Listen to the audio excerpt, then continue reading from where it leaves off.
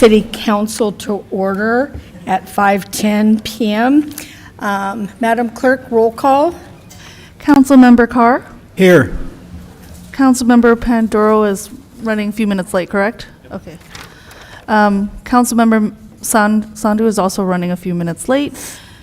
Councilmember Tonneson is absent. Councilmember Williams. Here. Vice Mayor Pambertani. Here. And Mayor Moy. And I am here. And Councilwoman Williams, would you lead us in the pledge, please? Thank you. Please join me in the Pledge of Allegiance. Pledge allegiance to the flag of the United States of America and to the republic for which it stands, one nation, under God, indivisible, with liberty and justice for all.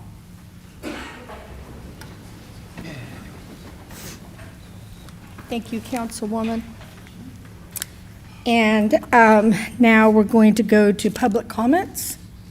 Public comments. Persons wishing to address the City Council on subjects not on the agenda but within the jurisdiction of the Council may do so at this time. The Council cannot discuss or take action on matters not on the agenda for this meeting, but Council members may briefly respond to statements made or questions raised by the public, ask for clarification from staff, refer the matter to staff, request staff to report back to the Council at a subsequent meeting, or place the matter on a future agenda. To speak on an agenda item, please use the raise your hand feature or press star 9 on your phone. Speakers are limited to 3 items per minute. Oh, sorry, per item. All right. Do we have anybody who'd like to speak during this time? I don't have any cards, and I don't see any hands raised online. All righty. Then we'll go right into presentations, please. Presentations, item E1, inclusionary housing, and our presenter is Latan Jones, Director of Housing. Oh. Oops, wait. Latanya Terone. Oh, Latanya Senior Terone, Project sorry. Manager. It's all good. Good evening, everyone.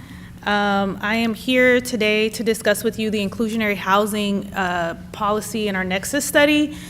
We came before you council back in, I believe, in October to discuss the inclusionary housing policy that we're in the process of developing. And so we're coming back and bringing some more information for you to consider as we prepare for bringing forward an ordinance in the coming months. So the inclusionary housing policy encourages or requires housing developers to set aside affordable units within new development projects. It includes land use controls. It ensures that low-income families in high resource areas are able to have access to affordable housing. And it's also an opportunity to produce revenue for future affordable housing development in the city. What we're looking at is 2 distinct policies, 2 separate fee programs. One would be the inclusionary housing program and in lieu fee. And the other one would be the commercial linkage fee. They're very different and distinct. One, the inclusionary housing focuses more on developers providing a set number of affordable units in their projects or paying a fee for those affordable units to the city. So we would either get the fee or the units. The commercial linkage fee policy is more or less related to non-residential development to help cover the costs of providing below market rate rents in the city. And so what that would mean that any new developers that are non-residential, they would pay a set fee or a standard fee that we'll discuss that will then be utilized for future affordable housing units. We, as part of preparing our policy and kind of going through, we ensured that we had developer feedback. So we created opportunities. So we did developer interviews. We held a workshop for developers to attend. They could attend in person or online. That was held in January of 2025. We also included all of our efforts online for developers to review and provide any feedback that they had about our upcoming policies via email. And then also the commercial and residential development outreach we did through email, through website, and we just made sure that we were able to contact them so that they knew all developers. So we reached out to both commercial developers and residential developers to have an opportunity to review what we were doing, to ask any questions that they may have, to participate in any way that they saw fit. We wanted to make sure that we included a wide range of opportunities for them. As part of the Nexus study, we brought on a consultant, EPS, Economic and Planning Systems. They worked with both commercial and housing developers to gather information. In addition, as part of the research, EPS reached out to other similar jurisdictions that have inclusionary housing policies as a comparison to conduct further analysis as part of looking at it from a holistic approach. And so some of the cities that we did a comparison with were Benicia, Santa Rosa, Sacramento, Oak Grove, and Woodland. And with that, the peer jurisdictions, we looked at about five factors that we also considered as we were developing our policy as well.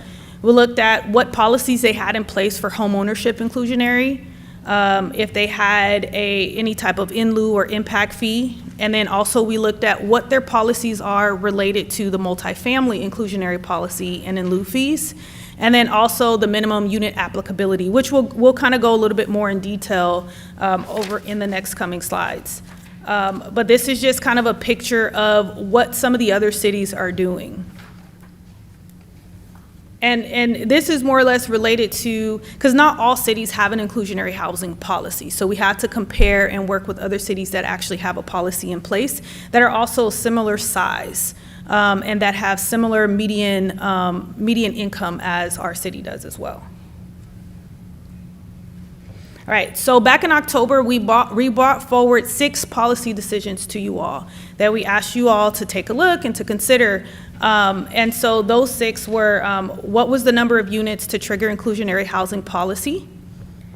What level of affordability is triggered by the inclusionary housing policy? What the in lieu fee policy and fees would be, the objective alternatives, the commercial linkage fee policy, and fractional units. So all of these we discussed back in October. Then we gathered information and we're able to bring that back to you here now in a more summarized approach so that you can kind of see where we landed based upon the feedback that we received from you all, as well as some of the feedback that we received from the developers when we kind of opened it up. Okay, so based upon the feedback that we received during our previous study session, where we received your feedback and your direction. So based upon the ordinance and based upon the information that we received so far, all new residential developments shall include inclusionary housing units, which shall be reserved for very low, and moderate income households. So what we have here for home ownership units, well, let me go back. So if you look all the way on the end, the minimum unit applicability. So what that means is that the developer would have to build at least 10 units in order for the inclusionary housing policy to be triggered. Okay, whether that's a home ownership unit or multifamily units. They would have to build at least 10 for affordability to be required. For home ownership, 5% of those affordable units would need to be considered as moderate income. They would have to be set aside for moderate. So if it's 100 units, 5% of that would be, 5 of those units would need to be set aside for moderate income families. If the developer decides not to build the affordable units, but they would like to pay a fee instead, their fee would be about $6,528 per unit. And then the same applies for a multifamily. They would have the same 10-unit trigger, with 2.5% of those units being very low and 2.5% being low. So a total of 5% would be set aside for affordable, be set aside as affordable. but those income limit triggers are a little different. So 2.5% very low, 2.5% would be low. And a developer, if they wanted to not build the units, they could pay a fee. And their fee would be $6,143 per unit. All right, and with that, as part of the kind of the state requirements, and Christian can, I believe it's state requirements, we have to make sure that we have objective alternatives. In other words, telling the developer that they don't have the only option isn't just to pay a fee if they don't want to build the units. So as we kind of looked at, we received feedback from you all and also from the community, there's two alternative objectives. So the in lieu fee is an alternative objective to building the affordable units. And then also we have an opportunity if a developer would like to dedicate land. And there are some very specific parameters in terms of land dedication that would be used for future affordable housing as well, if they own land in the city that they wanted to dedicate for future affordable housing. So those would be the two alternative objectives that they could, that they would be able to have in lieu of building the actual affordable units.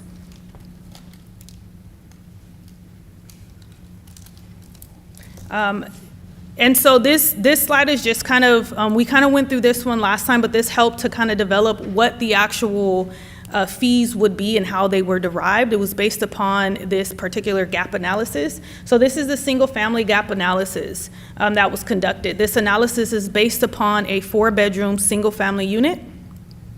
If we're looking at the first column, which shows very low income units, 80, and then the middle column is 80%, and then the final column 120%. We can see that the affordability gap analysis continues to shrink the higher the AMI.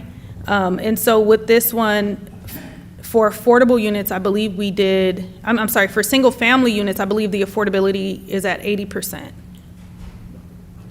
120%. So the gap analysis there is $261,000. So in other words, the total cost of development would be $773,000 to build a single family unit. The annual household income for a family at 120% is about $146,000. And the supportable home price, what they would be able to essentially afford, would be about $512,000. So the difference between what they could afford and the cost of building the property is $261,000. And so that number is utilized in the overall analysis to determine what the in lieu fee could be, or what the city could charge in terms of an in lieu fee for units at this price range. And we conducted the same analysis for multifamily units, and of course, the development for a multifamily unit is a lot less. In this particular case, we used the 50% AMI. That is what is used in terms of the in lieu fee. And the affordability gap there is $347,000. So a family at 50% AMI could afford $107,000. But the development cost is $455,000. So that leaves that remaining gap of $347,000 for those families to have to pay, or for the developer to have to make up that gap somehow.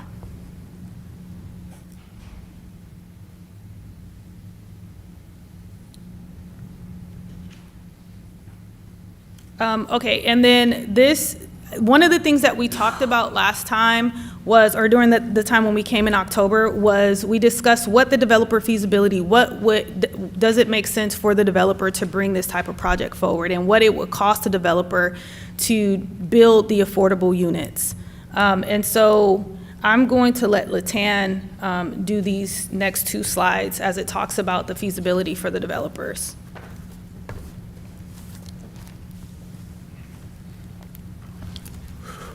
For the developers, or Latan Jones, Director of Housing Services, for the developers, we always want to try to make sure, they're going to be able to make some level of profit or yield from the actual development.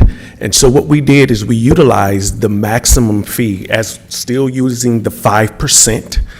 At the 5%, we chose, based upon that, the per square foot analysis was $5.44. With the $5.44, that translates to about $13,000 per unit.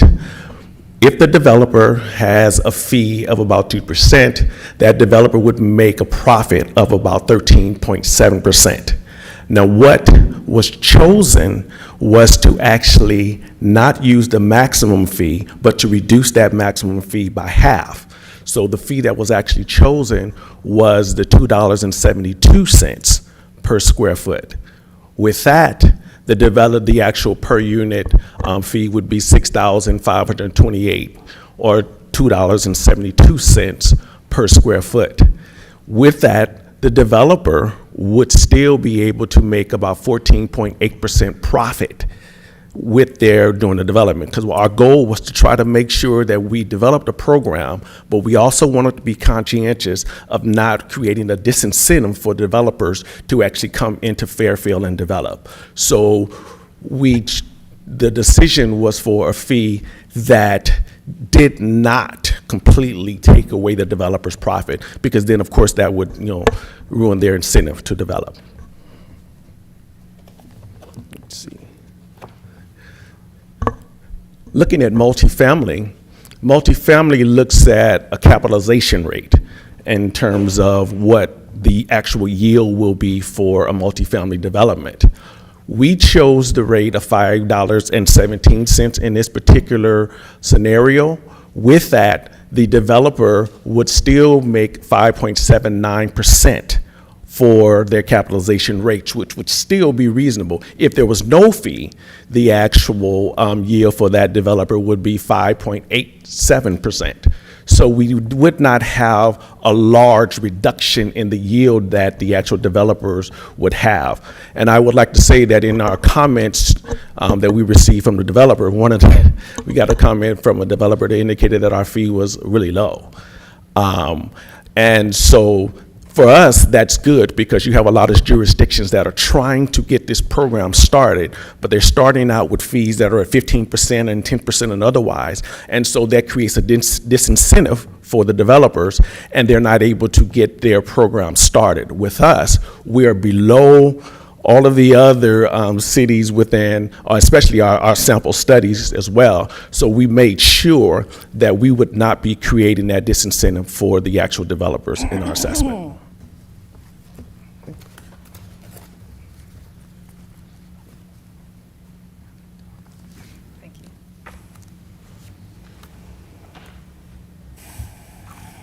Okay, and so as we bring forward the policy, there will be two separate sets of documents. There will be, the policy will be documented through an affordable housing ordinance. It will be high level, it will provide inclusionary requirements for applicants, and then the flexibilities for the city. There will also be a resolution, and the resolution will be for specific fees and different metrics. That way, it makes it a little bit easier for council to be able to adopt rather than bringing forward the full ordinance process. And so the resolution will be detailed in those things that that we would or could need to change on an annual basis or every couple of years, so that it's, like I said, easier to adopt and to adjust when it's necessary. So some of the other terms of the inclusionary housing requirement that will go into the ordinance would be triggers. So the policy will apply to any residential construction or development that includes 10 or more units. So that detail will be included in the ordinance. And then there are a couple of exemptions from the ordinance. So that would be any ADU, so that's the accessory dwelling units, they would be exempt from this policy. Any projects that were damaged by natural disaster, we wouldn't want to impose any undue hardship in that case. And then development agreements meeting or exceeding inclusionary policies. So in other words, any projects that may come forward that are already offering affordable units that are above and beyond what our initial triggers of 10 units are, they would not be subject to any additional requirements. And then also an admin fee. The city will charge an admin fee for processing inclusionary applications, and that fee will go to the developer. Not to the developer, sorry. It will be charged to the developer, sorry. It will go to the city.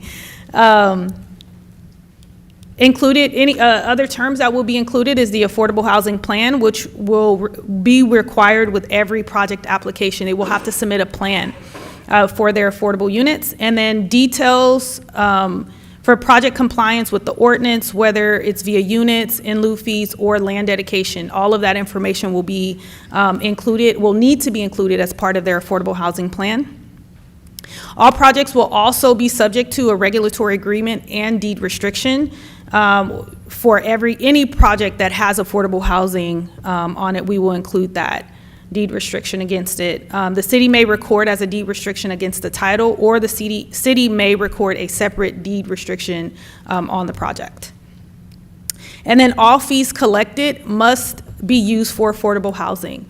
And so the fees will be deposited into the Housing Trust Fund, which has already been established to be utilized for future affordable housing projects.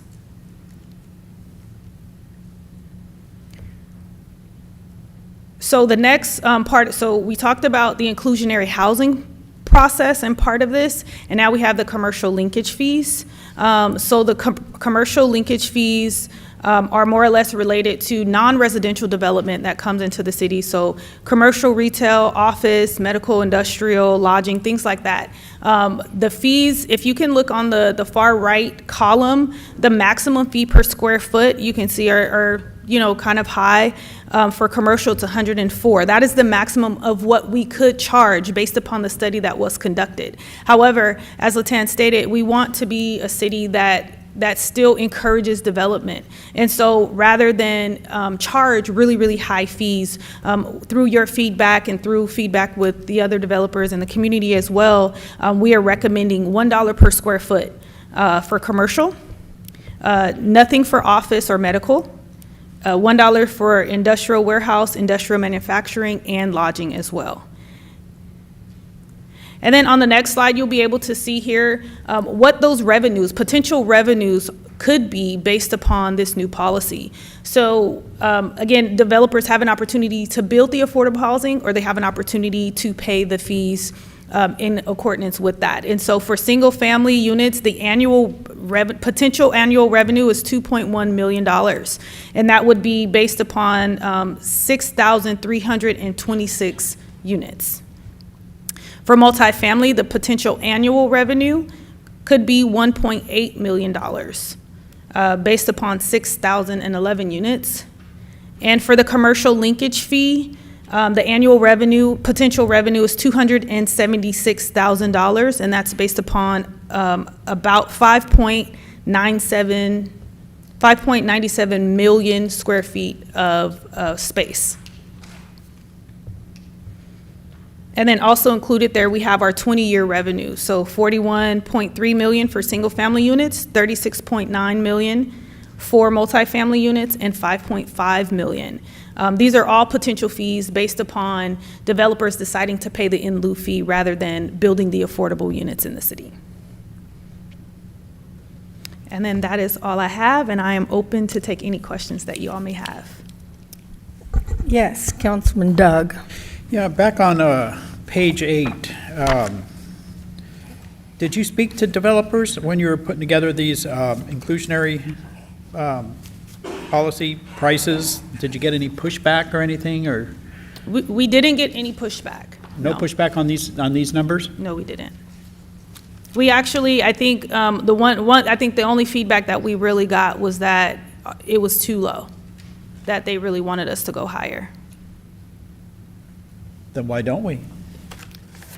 Because you don't want to be anti-business. Let me qualify that. Two regards. One, the response came from an affordable housing developer, and affordable housing developers, of course, want to try to maximize the amount of subsidy that we would be able to receive. The other thing is that we also wanted to make sure with that particular comment, if we start with a fee that's too high, then it creates disincentives. And it would be an imposition upon our developer community. As LaTanya shared with you, there will be revenue that will be generated from the actual amounts that were selected in this particular proposal. and the mayor has, emphasized in our last meeting, we do not want to be anti-business and otherwise. And so we really want to make sure that we're starting this program out being considerate of our developer community. As time progresses, there's opportunities, we can put escalators in for increases or otherwise, or not. But I think starting out in a way that is going to allow us to be able to establish this very critical program, because I will emphasize that it's extremely important that we establish this program, because with the dissolution of the redevelopment agency that took place in 2012, cities didn't necessarily have a dedicated funding source to be able to support affordable housing. So we have been operating thus far off of one-time revenue that we were generated, or grants and otherwise. So this allows us, or gives us an ability to be able to finance the affordable housing developments and support our developers as they build those units. Okay, thank you very much. Hold on just a minute, Councilwoman. Do we have folks online who want to speak to this? I don't have any hands raised online, and I don't have any cards as well. Okay, all right. Sorry about that. Go ahead, Councilwoman Pandura. Thank you. Question on that same page where there's like the amount for home ownership or multifamily, the 6,000 per unit, or the, is that like the minimum amount or the maximum amount that they pay? Can that amount go up?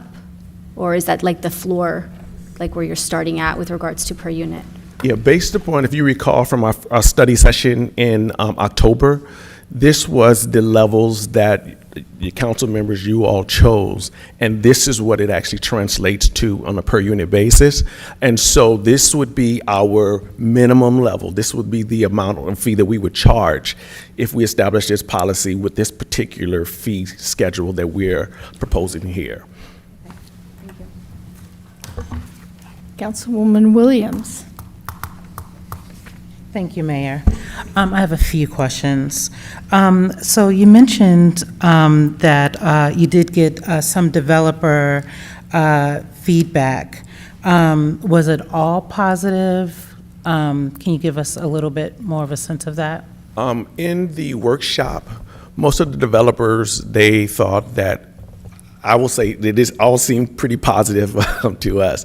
Most of the developers thought that we were being reasonable with the fees. Most jurisdictions, they have started out at 10%. Some even have gone as high as 15. Now, I will say that the state actually, in their regulations, will, if any jurisdictions start out with a fee over 15%, then they're going to actually require a level of an audit on that particular jurisdiction. So we definitely did not want to be in that 15% range. But even at the 10% range, those amounts were pretty considerable. And so most of the developers thought that we were being pretty reasonable. And if you do a comparison even of some of the, now I'm terrible here with technology, so if you look at, is it on there? Slide 6, it's not up there. It's not up there yet? Okay. You got to share, please.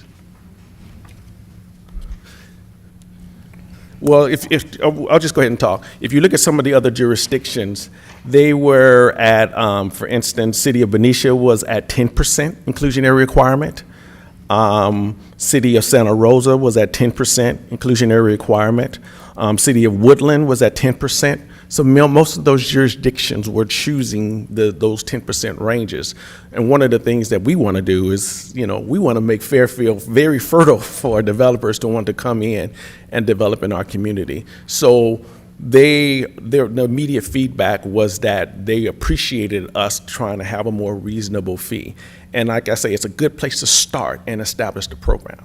Yeah, no, I agree with starting kind of middle of the road. So my next question, final question, is surrounding RENA numbers. Does this help our RENA numbers at all? Absolutely. All new development will help our arena numbers. And if we have subsidy, because when most developers are going in for tax credits, they need to have local subsidy in order to be competitive in those particular spaces. And so with our ability to be able to raise monies and provide subsidy, now that allows those particular projects to be more competitive. And so that will help our arena numbers because developers will have the ability to be able to come in Fairfield and develop, be able to receive resources in order to be able to support the affordable housing development.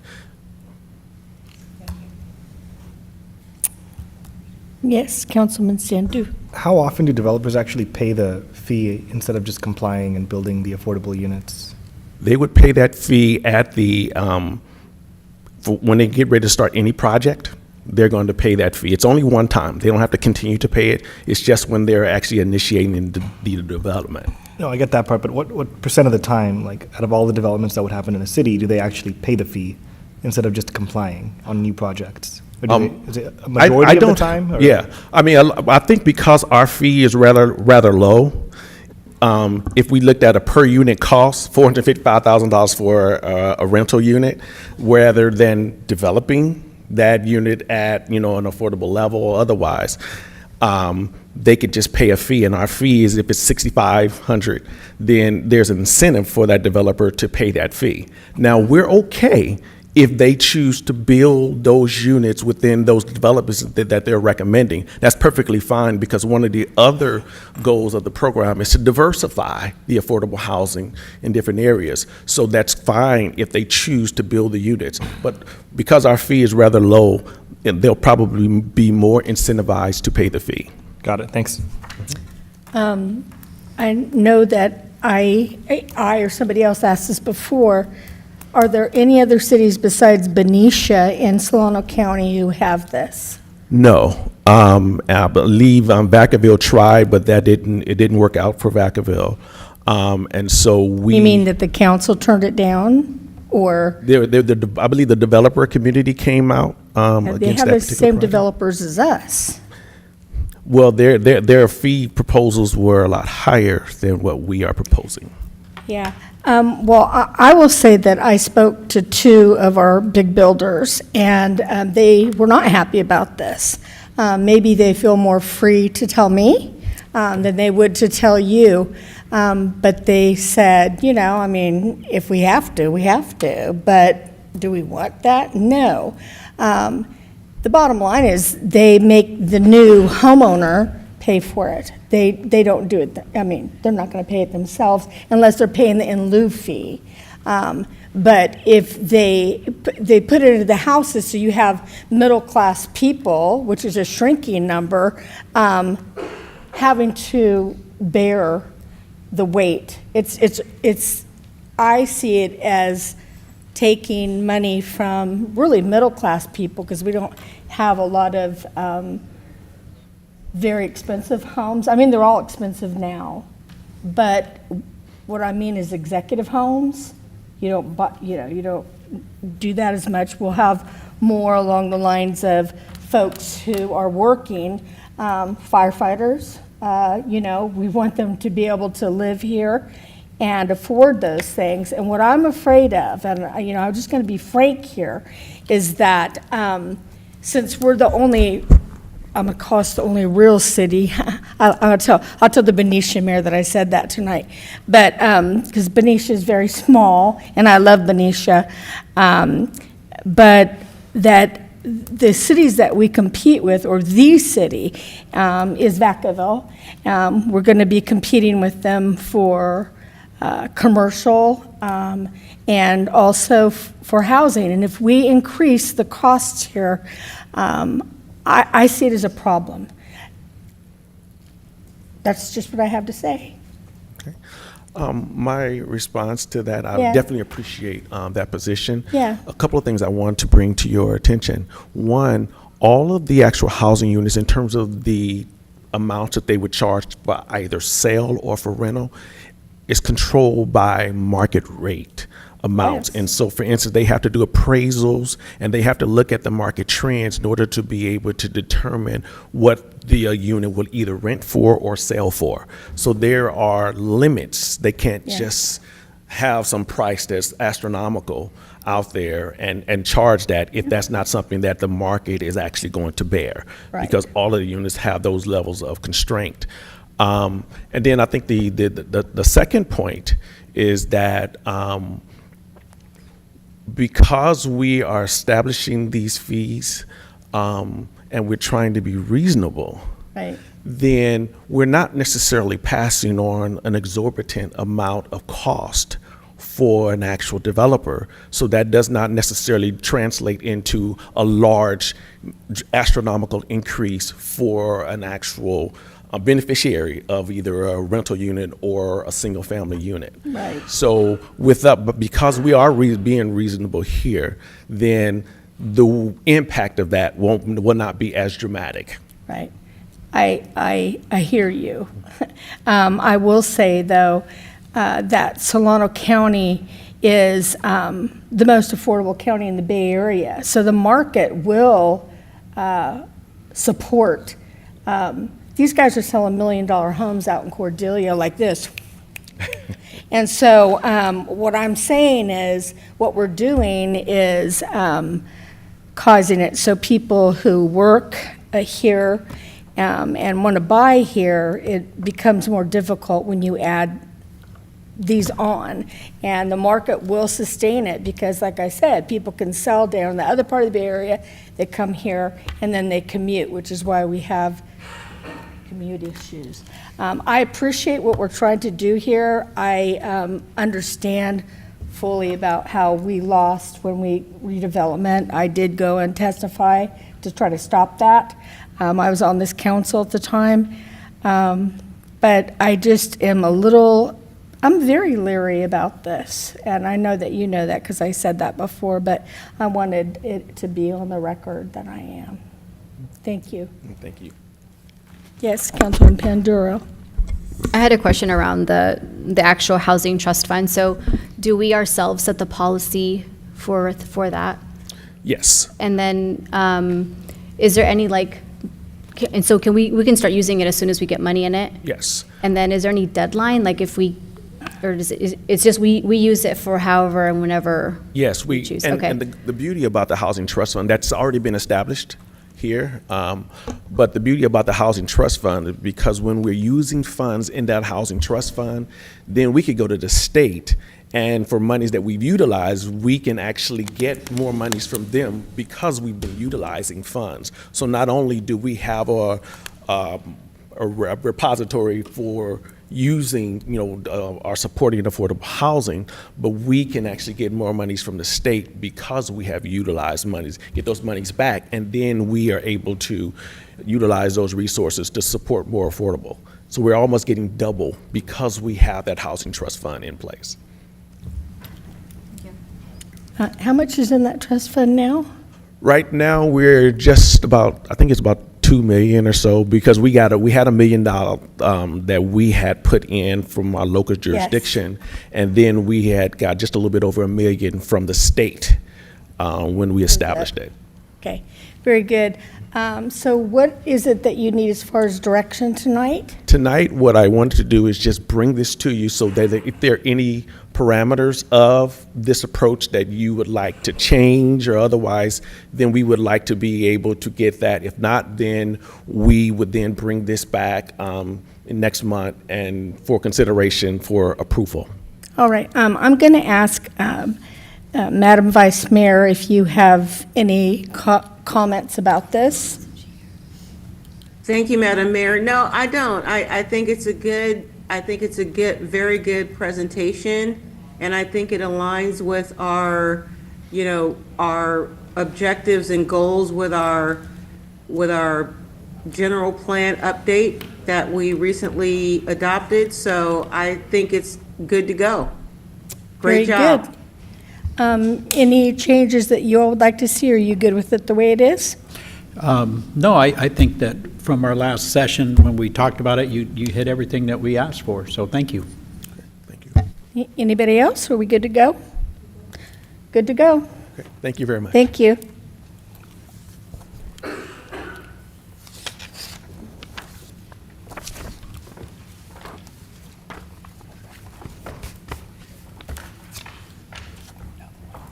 Our next item is item E2, budget update, and our presenter is John Furtado, our Director of Finance.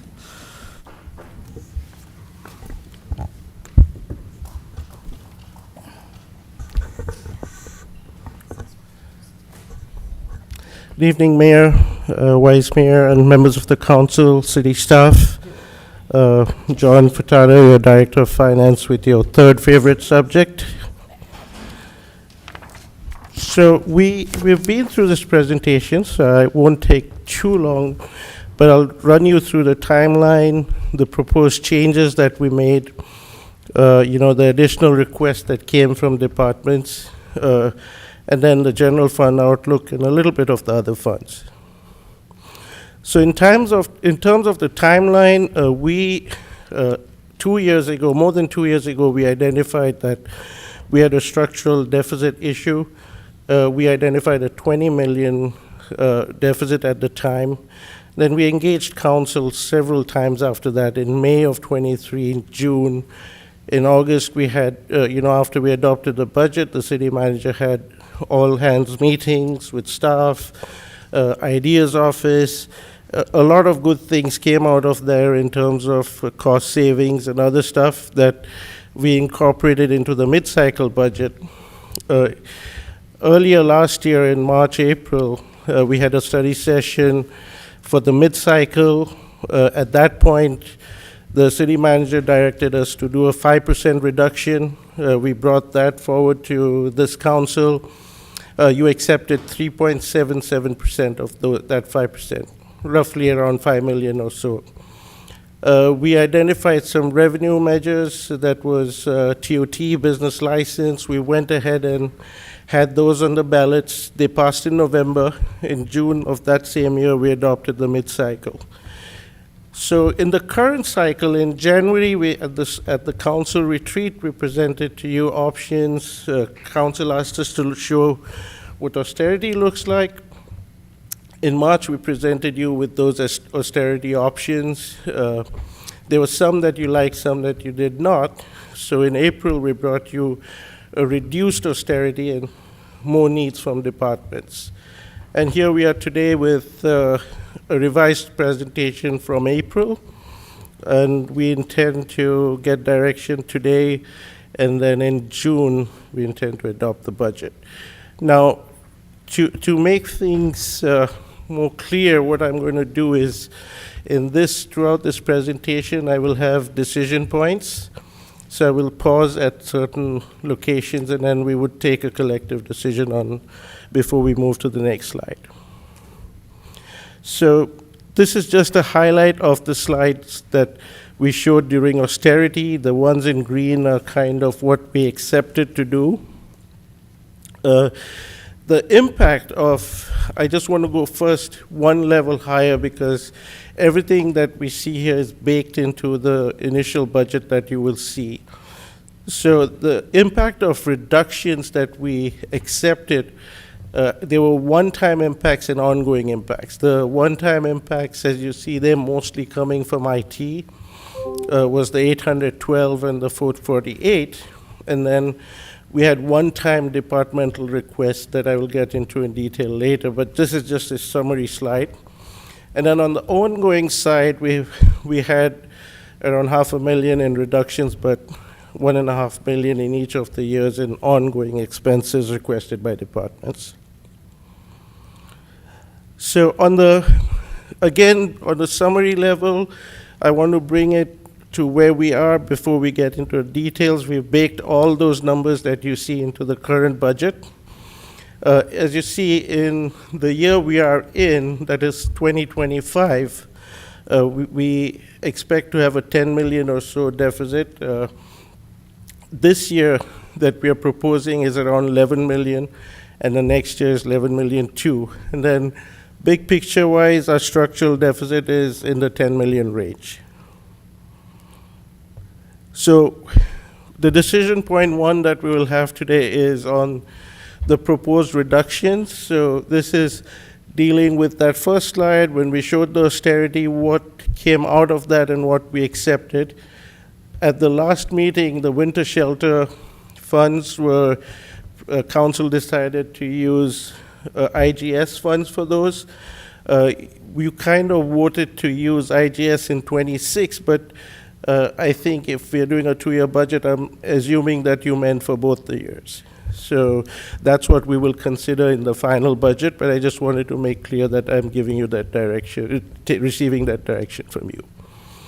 Now, in terms of the other ongoing IT, we had the IT reductions, as well as the city manager eliminating his printout for the annual report, downtown theater going out for RFP, and a little bit on the reduced activity guide. So I would like to pause here and see if council has any direction other than what we've presented here. Yes, Councilman? Could you walk me through what the IT cuts would look like, please?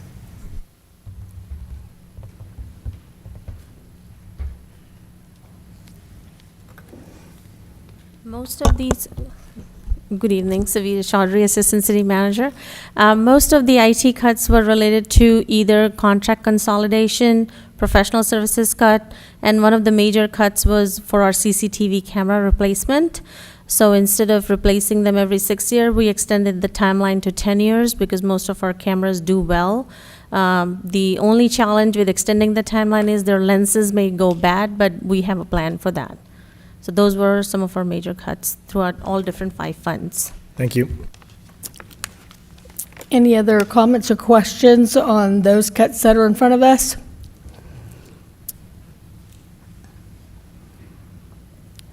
Doesn't look like it. Okay, so we will build these reductions into the proposed budget that we will present next month. Okay, moving on to budget requests. So these are purely increases that departments have requested. Now, I have put in a summary slide right up in front. We can talk on the summary, or we can decide on each department slide. I would leave it up to council how we would like to proceed with those, maybe department by department. Would you like those department by department? Yes, please, go Okay. ahead. Okay, so with the city manager's office, as I said last time, last week you approved the ballot initiative proposal for sales tax, so that's the $250,000 that would be needed to be appropriated next year. Could I stop you right there? Since we have the fire here, could we just take it out of your guys' budget instead? Just kidding. Lighten up now. Okay, go ahead. Okay, so that's what the one time, and then on the city manager's side, on the ongoing side, as the city manager explained last time, animal services, those costs have been blown out of the water. Huge increases. If you want him to give another summary, we can. And then LAFCO, that's also the impact of growth, annexation, and the number that they want to charge us is higher going forward. So all those impact the city manager's budget, and those would be ongoing increases. So that would add $882,000 to the budget. So if I could ask the city manager on the, in '26, are we expecting an annexation?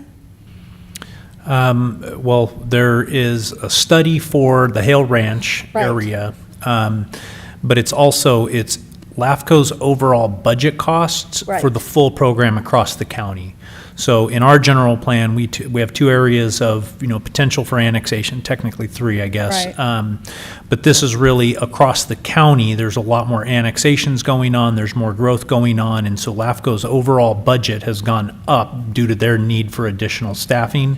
And we have I forget if it's a JPA or an MOU with all of the cities that we split those costs. Right, okay. So that's just the ongoing. So if we do have an annexation, that cost will increase then probably?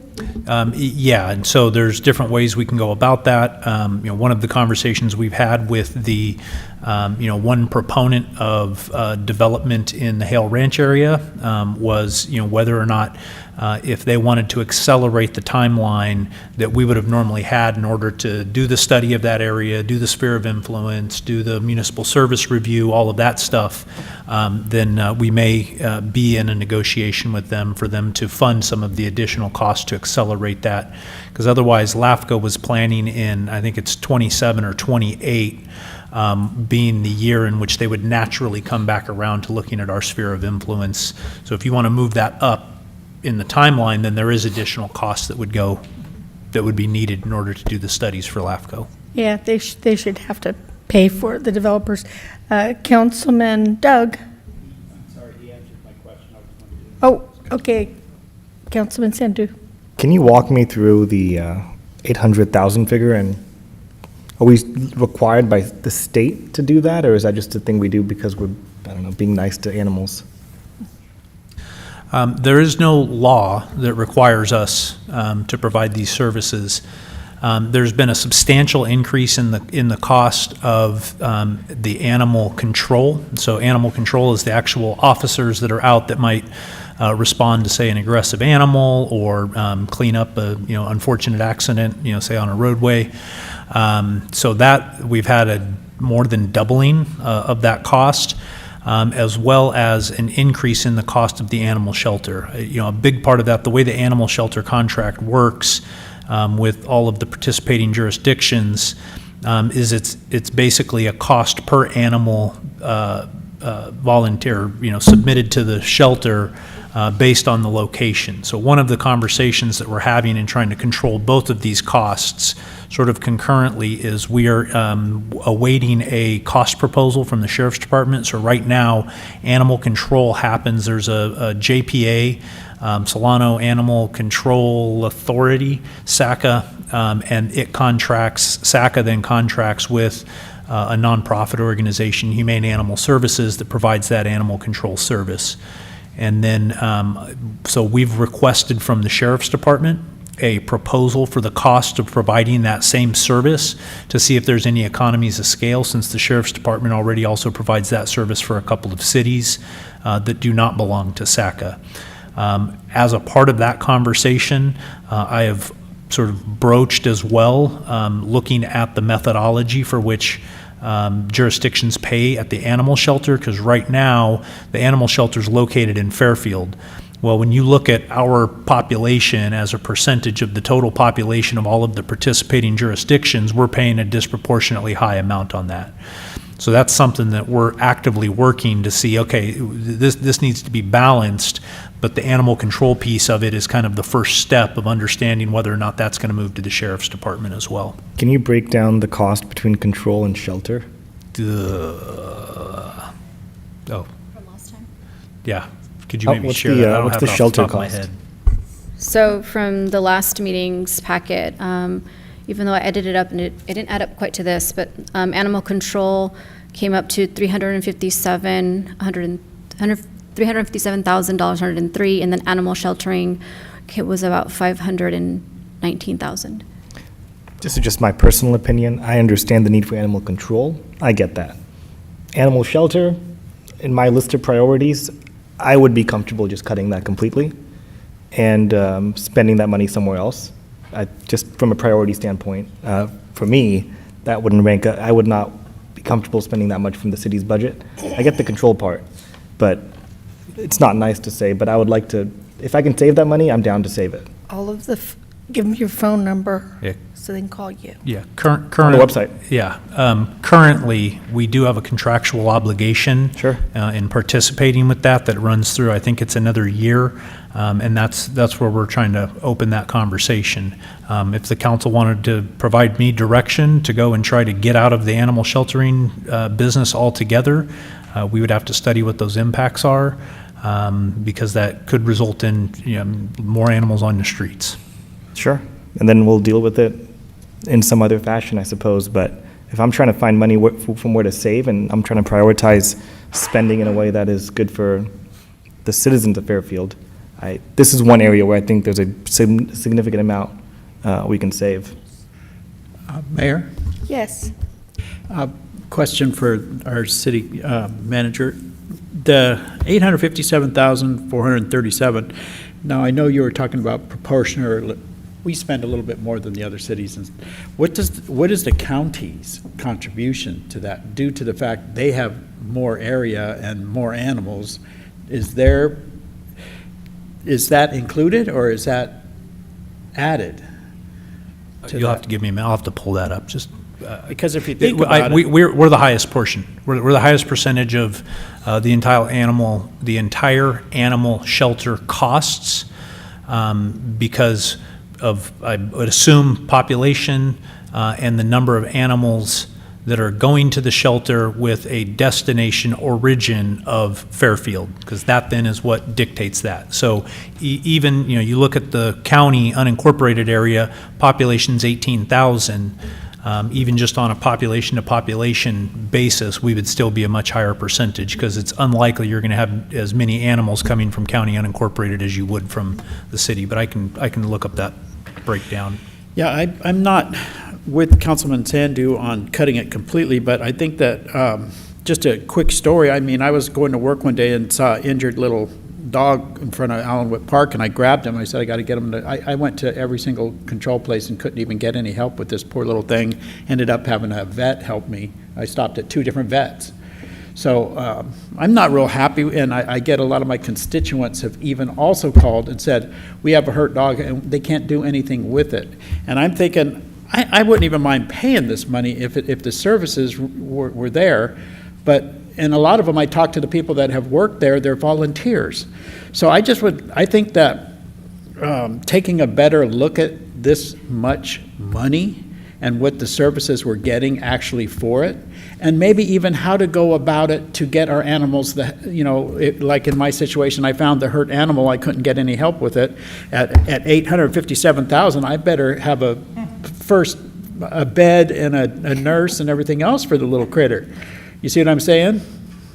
So can we take a better look at that? But I am not for cutting it completely, but I would like maybe some kind of audit. Let's see what we're getting for our money. Yeah, we could bring you back a report at Thank a you very future much. council meeting. Yep. Sounds like that is something that everybody wants here. Point of clarification, are you looking for approval on this budget increase, or just more informational right now?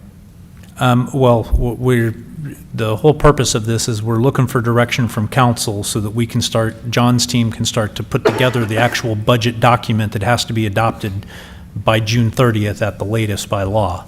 So, we're a little behind the curve in that, but one line item, we can adjust with that and come back with a presentation on animal. I will admit, I am exaggerating a bit when I say cut it completely, but I'll agree with Councilman Doug here. That just feels high for what.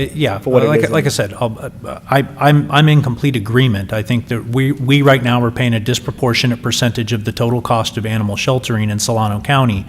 What I don't know off the top of my head is the provisions for the contractual obligation that we have to fund that shelter, and what wiggle room we have within that in order to back out of that contract. It may be one of those.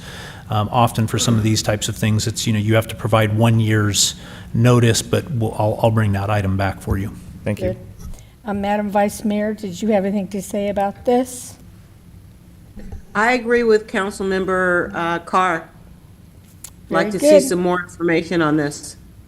Okay, then we're all agreed then on this, the city manager's office for now, so we can move on to Parks and Rec. Okay, so if I understood correctly, we're going to build this into the budget, but there could be revisions once the city manager presents, and that would most likely impact the second year. Yes. Okay, moving on to Parks and Rec. This is a small ask where they want to reclassify some of their part-time classifications and realign them based on the job requirements, and that's a additional $15,000 ask. Any questions on this? $15,000, that's peanuts. Madam Vice Mayor, anything from you on this? No, ma'am. Yes. Councilwoman Williams? Just wanted to acknowledge again how much Parks and Recs would really cut and Yes. sliced outside, out of their budget. And the fact that, there's a $15,000 variance. It is so small, but I just want to acknowledge, thank you for that cut. I appreciate it. I think Parks and Rec might have had the deepest Yep, percentage of Yes. cut. yep, Yeah. they So sure thank you. did. Yes, thank you. All right, so we're good to go on that, so Public Works. Okay, moving on to Public Works. I know we went over the list last time. I can go over it again, or I can have Sanjay go over it, unless you have any questions on a specific item here. Council, One. okay, Councilman Sandu. Can you walk me through what it means to service a new restroom? 85,000 for a restroom, just how many restrooms is that? Two restrooms. That's two restrooms. 85,000? I'm going to take care of it Yes. myself when I So- retire. What happened between 26 and 27 to double it? So there are two restrooms for the second year. For FY '26, we have only one Allen Mead Park that got ribbon cutting today. That restroom is $45,000, a service contract. And we're working on another restroom which will be in service the FY '27, that is at Lee Bell Park, and another $40,000 for that. That's why you see $85,000 in '27 and 45 this year. Is that serviced once a year, monthly, weekly? It's annual service contract, and that is serviced every day, 24. Oh, it's daily. Yes, Okay. 7 days a week. Yes, Councilman Doug. And I did see the bathrooms today, and I got to say, they're very nice bathrooms. Okay, thank you. Anything else from anybody here? No?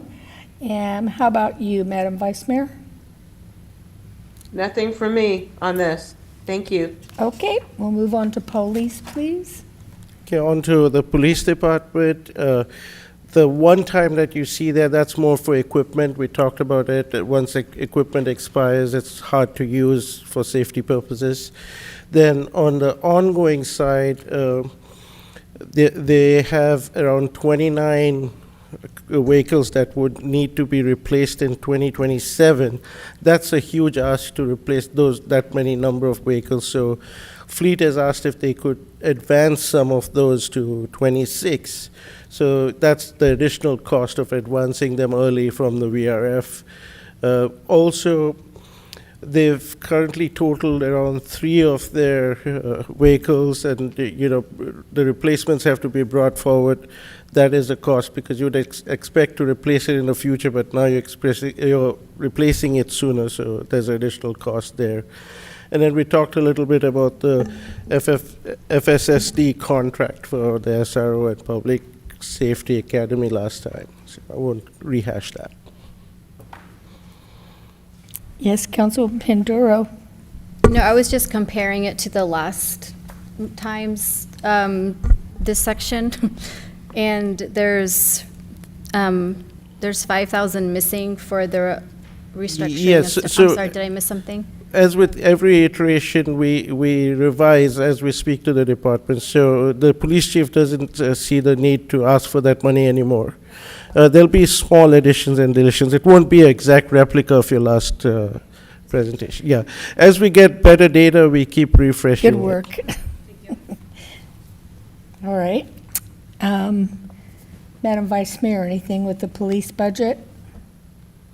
No, thank you. Okay, we're good to go. The fire. Okay, now on the fire, one time, the ongoing is on the next page. So again, waste replacements, electric vehicle tools that they need, and a little bit of the SWAT replacement items. These are one time that would go and be replaced over time later. On the ongoing side, there is a UTV that they received as a grant that's going now to the VRF. And again, it's a slew of options here that I won't read because we went through it last time. The fire chief can clarify any of these questions. But in a nutshell, also the big ticket item that wasn't there here last time is the station 36 and 39 that's coming online. In 2027, there'll be operating costs on those which are not considered. So that's adding around 95,000 and 155 ongoing.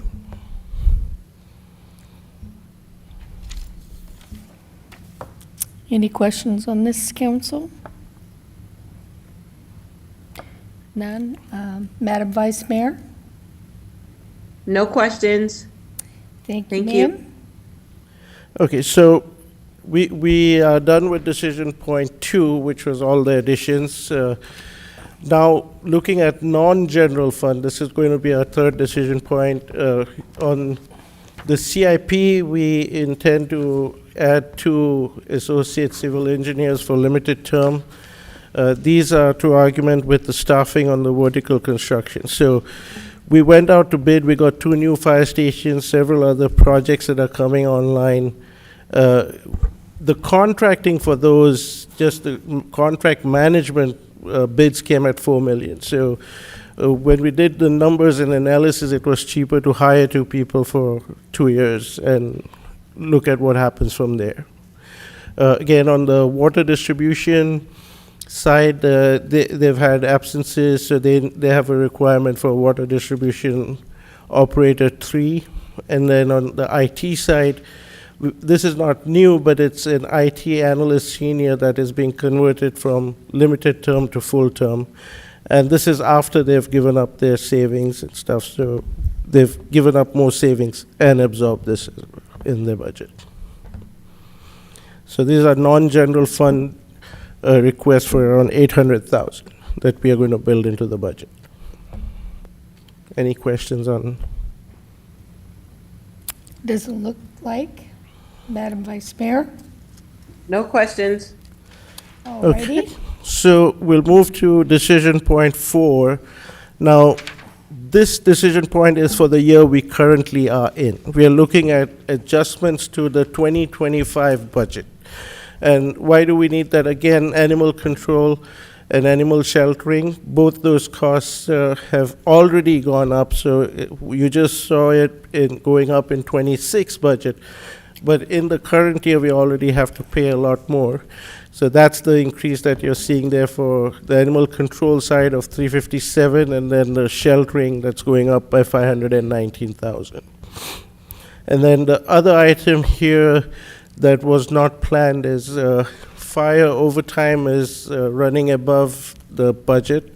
Of course, there's a strike team reimbursement. We had not programmed staff strike team overtime. But again, that's close to 470,000 or so in additional overtime that was not budgeted, that needs us to reprogram the budget. Any questions? Yes, Councilman Sandu. Can you define strike team for me, please? So strike team, you want to take it, David? I can take it. Yeah, when they're like the LA fires, we send a team down to assist with that, and then we get some reimbursement for those costs from the state. Got So it. there's an overtime expense to the city, but then there's a revenue that offsets that. Got it. That's what we got, was the 800,000? That's the estimate? That's the 869,000 that you see. So their overtime budget went up, their overtime excess went up by 1.3, but 869 will come back from the state. So in effect, it's 476. Got it. Thank you. My only comment to this is going to be the $500,000 hole that I'm staring at. I believe that is way too much. I would argue, I mean, this is up for debate, obviously, if it's a city responsibility or a county responsibility. On the strike team? No, on the animal sheltering, I'm sorry. Oh, on the animal sheltering. That is I just find that to be way too much, and I'm going to pound the table on that because that is a ridiculous amount of money to where, and I would argue is that the business we want to be in or not? And is that some other organization's responsibility? There's a lot of nonprofits out there that are very passionate about this cause, and I would say maybe they should take this responsibility on and take the city out of this sector. So that's I'll leave it at that. Thank you. And Madam Vice Mayor? Yeah, no, I don't have any comments. Thank you, ma'am. Thank you. Okay, now we'll get into a little bit of the meat of the budget that we are developing, the 2-year, that's the 26 and 27 budget. Here's some of the key assumptions we talked about last time. We have not forecasted any COLAs in the first 3 years of this budget. If we were to forecast a COLA, it would be 780,000 for every 1%, or 580,000 for the general fund. For CalPERS, what we have forecasted is using CalPERS forecast model. So those numbers come directly from CalPERS, assuming the 6.8% return. Now, CalPERS is also in the asset liability cycle, so if that rate of return changes, that could affect where our numbers go. But again, even if it remains at 6.8, that's just an assumed return. If the markets perform better or worse, those could add to our woes in the future. And just to remind you, we have a $249 million unfunded liability on CalPERS. On the other big revenues that we receive, property taxes is around 32% of our budget. We're projecting between 4.2 to 5% long-term growth. Again, that's HDL, Paula Cohn that does that for us. They are renowned statewide. They do it for 80% of the cities. And then on sales tax, we're showing a 3% long-term growth on sales tax, again from HDL. On our other liabilities, the actuaries are involved in this, Brickmore and others, on the general liability and workers' comp, and those are really going through the roof. And this whole scenario assumes no recession. So looking at a few of the things here, a CalPERS unfunded liability, in 2018, we were paying $8 million towards that. Today, we pay around 20. Next year, we'll pay 23. And the following year, 25. And I think it peaks at around 31 million in the future before it starts going down. This is just the unfunded portion. Now, if you were to take the remaining portions, which is the normal cost and the POB funding that we have to do, we are talking about 38 million or so in pension obligations. And in terms of the general fund on its own, 20% almost of our general fund is just pension obligation. General liability, again, this is very troubling. We've seen our general liability go up 11 times in 10 years. So 10 years ago, this is just, you're looking at a 5-6 year history. 10 years ago, we were paying under 300,000. Today, that's 3.4 million just in premium to get yourself covered for your excess. And then the number of claims as well has ballooned. We're seeing a lot of settlements, a lot of claims coming. The city gets sued for everything, including employees. So that's a huge expense that we see. Again, on workers' comp, we've seen, as you see, the number of claims on workers' comp and the days lost has been drastically increasing year over year. Our workers' comp fund was funded at around 130% 2 years ago. Right now, we are funded at 84%. At the end of 2025, with the settlements that we see, we anticipate it to be at 60%, and next year to fall probably below 50% in terms of funded ratio. Again, 8,000 or so days of lost time, that's equal to over $3 million plus overtime, if you see in lost productivity. Yeah, one thing I'll just note on this is in that fiscal year 21-22, that's really when COVID was the pandemic and lockdowns and some of the regulations we had. Basically, every time somebody, notified us that they were sick with COVID, that we opened a claim. So that's why you see that spike in that 1 year. So what John's saying is, the number of days lost has been concerning, and, we're looking at ways to try to bring that down, because we're not in COVID anymore, and we're having an uptick in the number of hours lost. Yes. A little off subject, but it's still on the subject. When I worked, I was a union guy out at the refinery stuff and big on safety and lost time, and there was even incentives. Have we got any kind of incentive program in the works, or have done, to where when you don't miss or you don't use or you don't get injured, that there's an incentive, like for you didn't miss for a year, you get to go to, Tahoe for the week? Do we have anything in the works like that? Because I know it works and it saves money, because we save millions at Shell Refinery just doing that, so. No, because we are a self-insuring entity. We are big size city, Fargo Petersburg from HR. And so it's a no-fault system, council member. And so we do our best to help our employees be as safe as possible. Sometimes they do pretty tough jobs, and it's a pretty risky professions out there, both in fire and police. We do the best we can, but when they get hurt, we have to take care of them. Councilwoman Williams. Oops, sorry. Well, I understand, but that's not what I was saying. It was for when people don't get. No, so that's what I'm saying. Or don't use sick leave, or don't use this, that there's some kind of incentive. No. Councilwoman Williams. Just for clarity, so, yes, I definitely see the uptick, but is it that people are staying out for much, much longer? Because the 76 number of claims and the total of lost time right now, 1277, that's, just seems like people are staying out much, much longer. Depends on the actual injury. So one of the reasons that spike you see in 21, 22 was because, as the city manager explained, that was a COVID year. And so anytime someone went out for about 10 days, then that we would have to add all those up for days lost.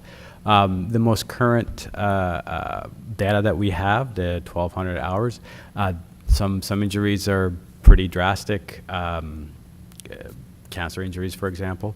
And so again? cancer injuries. Oh. So that tends to take people out for a very long time, because that doesn't actually categorize what the injury was. So it's a little bit of amalgamation of all the data that you're seeing there. I have a question, but I don't know if it's a closed session type of a question. Okay. So, I mean, Do you want to come over here and talk to the city attorney? May I ask a question in the meantime? Yes. Can you walk me through the average total days lost time in other similar-sized cities? I'm sorry. What's the average lost time in a similar-sized city? Like, how concerned should I be of these numbers, or is this just standard average? Well, I'd have to look to get that data for you. I don't have that information at the top of my head, at my fingertips, rather. But as far as the COVID numbers go, they're probably pretty similar in Solana County. Well, besides COVID, more so after that, like 22, Yeah, 23? so that's where I'd have to look. Okay. And it does depend, council Sure. member, on the injury and the nature of the injury. Sure. Just just from my perspective, it's hard to, is this a problem? Is this not a problem? I can't gauge that. Yes, no, you're right. Not from the specific data that we have presented to you, but if we wanted to have a further discussion, then I'll talk to the city manager about that, and see if I can do that. Thank you. Any other questions here? Madam Vice Mayor? No questions, thank you. Okay. Just going to stand by for Councilwoman Williams here. No problem.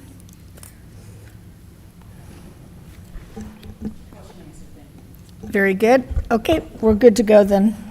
Okay, moving on to the revenue side of things. Here's the revenue projection that we have for the 2 years. In the current year, we are at 139 million. We expect that to jump to 142 and then 145 million in 2027. Property taxes there, as you see, climbing by 2.7 and 3.9%. Sales tax, 1.2 and 3% long-term. Sales tax, again, is around 40% of our budget. Property tax is 32%. Taxes in general, around 89% of our budget. Departmental revenues are like under 10% or so. So the growth that we're seeing is 2% and 2.7% in revenues. On the expense side, we anticipate this year to be just shy of 150 million, next year 153, and then jumping to 157. Again, primarily here, if you see, 75% of our costs are staff-related. Our expenses are going up by 2.5% and 2.4%. Again, that's lower than what we saw in the last budget cycle, where we had the big contracts. They went up by 9.9% and 6%. So these are much toned down numbers in terms of growth in expenses. In summary, here, this would be a good summary to see. Revenues there growing at 2% and 2.7%, and expenses at 2.4%. So while we've narrowed this in the previous budget cycle, we were growing at 1% in revenues and 9 to 10% in expenses. So that's all brought under reasonably better situation, but not out of the woods yet. And this is, as the city manager said, is a citywide problem where revenues are not just keeping up with expenses. One thing what we have to understand is when we develop a city budget, while it's similar to you spending your own budget at home, if you make 50,000, you try to live within 50,000. When you're a city, you not only try to live in your 50,000, as a city, you never die. You don't retire. You have to constantly be. It's a perpetual entity. So you have to think about replacing everything over time versus just, okay, I can take a reverse mortgage on my house and I'm done, right? So that's just one thing to keep in mind. On our revised 10-year forecast, when we look at the numbers, in the first 2 years, 24 and 25, we've used that the green silvers that you see on the top are the one-time monies that we used to balance those budgets. Currently, with no one-time monies, we would run out of all our reserves, which is around 56 million in reserves by the year 2030. If in 33 Measure P goes away, our budget gap would increase to around 37 million from the current 10. Looking at impacts of a recession, we just wanted to show like what a 10% recession could do, and you would see how it widens that gap even further to 25 million if there was one.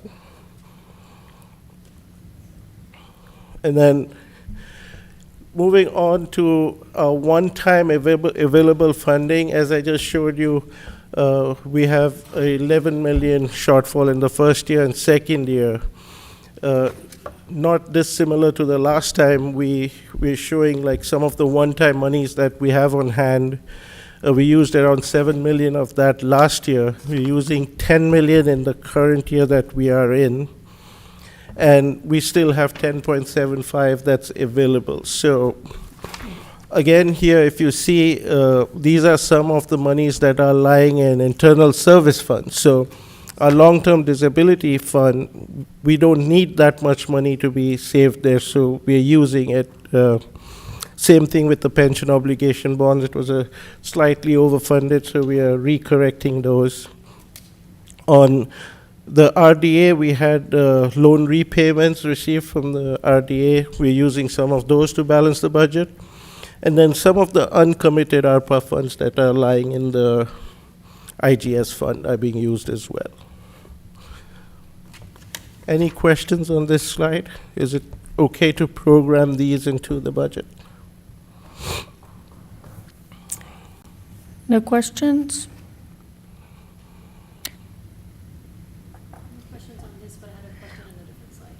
Yeah, sure.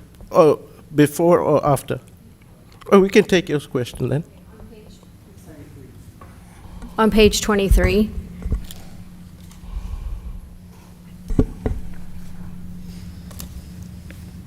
Uh, 23, yeah, thank you.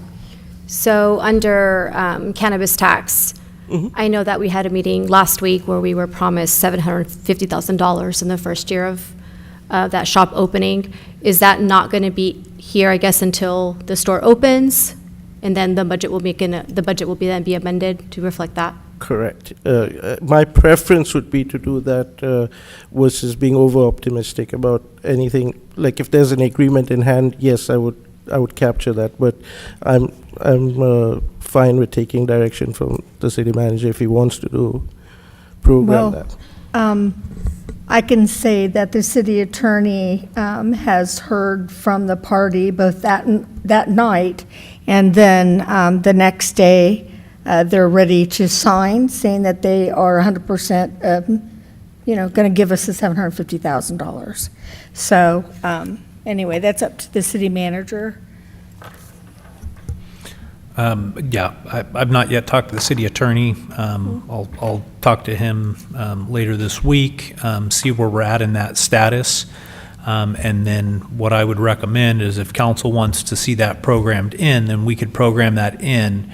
But I think the way that it would end up showing is that $750,000 would be over a calendar year. So if that cannabis operation is open in December, then you're only going to see the revenue basically January through December. That'll cross over fiscal years. So you'd take $375,000 in 26 fiscal year and then $375,000 in 27 fiscal year. But assuming that that's the negotiation and that's where it's going to be, once I confirm with city attorney, I'm fine programming that revenue in if that's going to be something that they're going to guarantee in their first year of operation. And then I would suspect that we would have to program in how much they're going to be adding on to this $850,000 annually if they do, well, I'm sure they will. Yeah, I think the big question on that, and it was discussed a little bit at the council meeting, is how much offset, right? What is the total actual cannabis market capabilities? And that's where, I think it was Mr. Zellers who said, just because a new cannabis operation opens up doesn't mean, 10,000 people say, oh, great, just because it's open, I'm now going to go start purchasing cannabis. So within the total market capabilities, there's going to be some offset of existing operations. It's just that first year where they're guaranteeing $750,000 revenue for us, but that could also offset, who knows, right? Let's say they're wildly successful, but they offset another $200,000 or $250,000 from other cannabis retail operations. Well, that $750,000 they're going to pay to us is really only a net $500,000 increase. We'll take it. Okay, $500,000 is good. Right, and ideally, what we do, just for the council to understand, is like, these again are numbers. We don't have a crystal ball that shows us everything that's going to happen.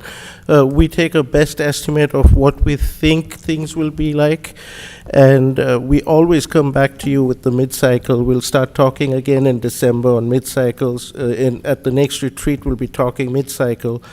When we are talking mid-cycle, that would be the FY27 update.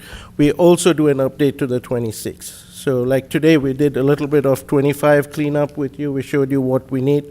And that's a constant process, right? We constantly look at what's happening and update the forecast accordingly.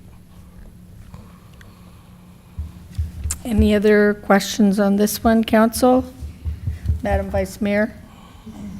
No questions. Thank you.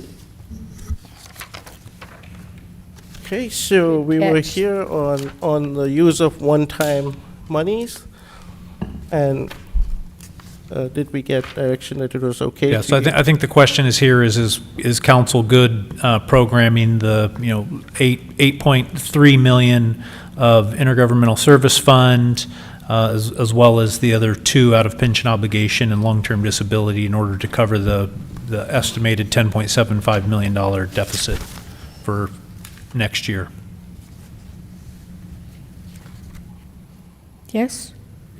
Yeah, Yes. okay, thank you. So what this will do is it will preserve some of the general fund reserves, right? When you use the one time. So if I was to program the one time here, then our gap is in 2026 is very small. It's under $500,000. And then 2027 is basically going to be unfunded at a 11 million deficit. Now, there are further things that we can look at, and I'll get to that in a minute. So if we were to now use one-time money, that 10.75 that you saw, we buy ourselves another year. So we can go up to 2031 and stretch the number of dollars that we have. It also preserves our reserves at 22% in this budget cycle. That's in the 26 and 27 budget cycle. Looking at the Intergovernmental Service Fund, we just showed you that we're using around 8 million of that. We have also used $2.5 million in 2024 to balance the budget based on council direction. In this budget cycle and the year we are in, 2025, we're going to use another 15 million. So after using all of those, we also have around 10 million in planned uses, like, for example, economic development. We have a full plan on economic development. We've got Markley Lane. We've got all these other projects that we have identified as buckets of money here. And after using all of those from the 30 million or so that we have, we still have around 6 million. But again, those are in buckets that are designated to certain purposes. Not that council cannot repurpose them for something else if they want it. So looking at the budget direction here on decision point 6, by using that 10.7 million of available one-time monies in the 2-year budget, we reduce our general fund reserve from 32 to 22 because we'll still use 11 million of those amounts. If we wanted to preserve some more, this would involve council repurposing some of the monies that have been assigned for other purposes. So council could decide, we don't want to do economic development, let's take that 6 million, use it to balance the budget. It's purely up to you if you would like to do that. I don't think I would recommend it, but it is your decision. Again, those are just repurposing the committed funds. And then there are funds that are planned to be used, like there are projects that are underway in the range of 10 million. Council could decide, no, we don't want to do those. Let's go and use that money to balance the budget. We could get anywhere from 6 to 10 million, depending on how much is already spent on those projects.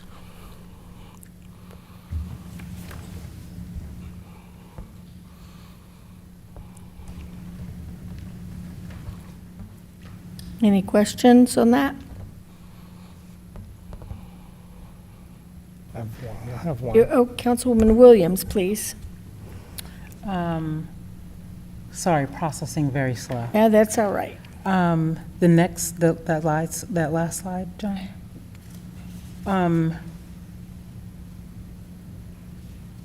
So, the city budget has been something that's kept me up at night. I'm concerned about it. I'm concerned about our decisions, impacting the future of our kids and our grandkids, all of our kids and grandkids. And so, so this, I want to make sure I have this right. And by the way, conversations, I feel like the people that have come before us and managed to budget so conservatively and have us with reserves so large. Like, I'm really proud of them taking that stand. I don't know if that was you back in the day, Mayor, or before you. Yes, ma'am. You know me, I'm kind of a stickler. Not So- just me, but it was a whole team. Yeah, yeah, so I'm really, really proud of that. And so feeling like, you know, when I talk to, you know, other people about what our reserves looks like, and, you know, other cities, officials are really impressed with that number. With that, I feel like I want to keep the reserves high, not knowing if there's, you know, what's coming down the bin as far as, you know, changes, you know, in our economy. So I feel like I want to talk through it, and the reason why I'm talking out loud is just to talk through it. But I don't want to reduce the reserve from 32 to 22%, and want to talk through the middle one. I want to hear it all, but for me, if we could talk through that, repurpose IGS committed firms and keep that reserve as high as possible. So, Thank you. as John had shared this slide, what this shows is the main place that you have one-time monies left remaining after the decisions you've already made for fiscal year 26, looking forward to fiscal year 27. These are items that have been identified in the Intergovernmental Service Fund. So up until fiscal year 26, there was still some unrestricted RDA, unrestricted monies that had not yet been identified for use. The conversation was just, okay, yeah, let's use those monies for fiscal year 26. So going into the second year of the two-year budget then, if you would prefer to look at the IGS, then if we go down the column that says planned use, and there's 2.1 million of broadband, you know, 350,000 for downtown streetscapes, 6.8 million for economic development, 300,000 for homeless navigation. Now that homeless navigation, that's the 300,000 that you all just identified for the winter shelter. So it's ultimately things that are not in contract right now are what is now identified as designated available. So that 6.379 is the amount that you have designated towards uses that do not have a contractual obligation. The one caveat that might be there is I don't think we're yet in contract with Markley Lane for the design on that. I know Public Works was advancing that. We'd put it out, it came back high. They've reworked that and it came back, but we have not yet executed a contract on that. So if there's anything specific on this list that the council wants to start to identify of peeling back, then it's sort of between that planned use or more simply the designated available that you would need to start picking from in order to not start dipping into the 32% general fund reserve that's available. And again, if I may clarify, so the use of one-time money that we are planning to use is going to cover the year in question, which is 2026. So making a decision on the 27 budget is not a pressing issue at this moment, right, in terms of reprogramming it. You have time to decide if you would like to make that call in the future, is what I mean. It's up to you. You could decide today that, yes, that's what we want to do. I have a quick question. So the designated available to the far right is actually the number now that's available minus what's next to it, is that right? Correct. So if we go down to homeless navigation, we have 300,000 that we're spending on the winter shelter for 2 years, and what we have left is about 900,000, is that correct? $1,120,000. Oh, okay. You know, that's where I can see, because if we put this into, let's say, savings, can't we take it back out of there later if we find some reason to navigation? Because right now, things aren't looking so shiny over there in Shelter Inc. So, I mean, that's where I'm looking at, but we don't have to make that decision right now. We could do that at a later time, but that's one place that I see. I would not be happy with taking money from Markley Lane. I would suppose that either would Councilman Sandu here, but I think there's some room to wiggle there. That's just me throwing that out there, but we don't have to make that decision now. So, the homeless navigation, the 1.1 million, we're saying minus 300,000, that's designated for Shelter Inc.? No, you had 1.424. So under FY '24 ending, you'll see 1,424,544. That's what was earmarked, I'll use the word earmarked, and reserved by council in order to do improvements to the facility there for navigation. That's not been spent yet. So council then directed 300,000, 150, you know, we took that to mean 150 each for the next 2 years for the winter shelter. So if you subtract 300,000 from the 1.424 million, you're left with 1,124,000.